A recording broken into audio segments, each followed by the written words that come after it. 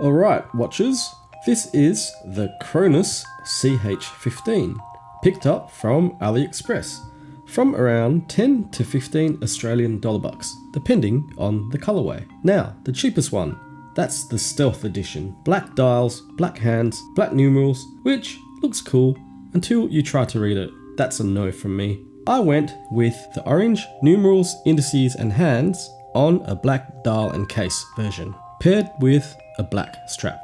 There's also a brown strap option, but look, I plan to swap this strap out anyway, so it didn't really matter on my end. Now, if this style rings a bell, that's because it's basically a knockoff of the Shitty-zen BM8475 series. Same field watch aesthetics, however, the CHRONOS lacks Shitty-zen's Eco Drive solar powered technology and the 100-meter water resistance, mineral crystal, and also the decent reputation. Now, quick heads up, this CHRONOS, spelt with a H, isn't to be confused with the CHRONOS without a H, which is in a whole other level of price point and build quality tier. This one's strictly in the bargain bin, and we have to love it for that. Now, shockingly, this CHRONOS with a H comes with a box. No branding, but hey, it's better than just bubble wrap or cling wrap. And props for including it at this price point.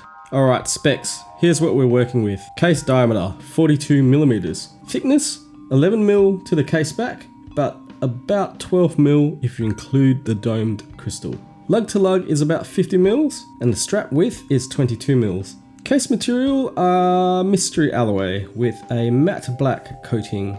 Looks decent, it's lightweight, and yes, it feels cheap. This wears well on my 7-inch wrist. It's not too tall and it sits fairly flat. The proportions feel spot on for this style of field watch. Now that strap, thick, hard and also plasticky at the same time, and not that flexible. It looks rugged, but getting it through the first keeper was a bit of a fight. As I said, I'm planning on swapping this out anyways, but for the purpose of this video, not a huge fan.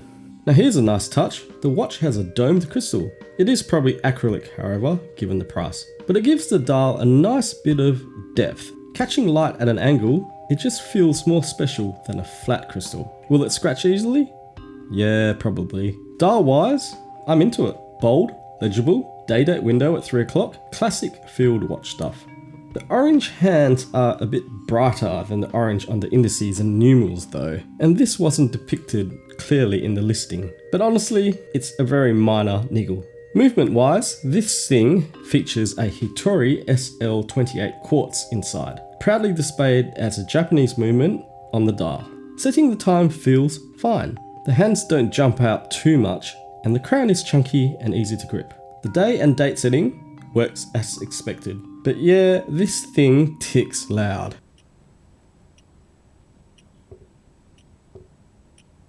Not Timex Weekender loud, but close. If you're sitting in silence or sleeping with it nearby, you're going to hear it. So what's the verdict? For around 10 to 15 Australian dollar bucks, it's kinda great. And once I change the strap, this thing becomes a proper budget beater field watch. Comfortable, lightweight, big and legible dial, and just enough colour to be interesting without screaming out aloud. Thanks for watching this review, I hope you enjoyed it. Consider liking and subscribing for more watch content, and I'll catch you next time.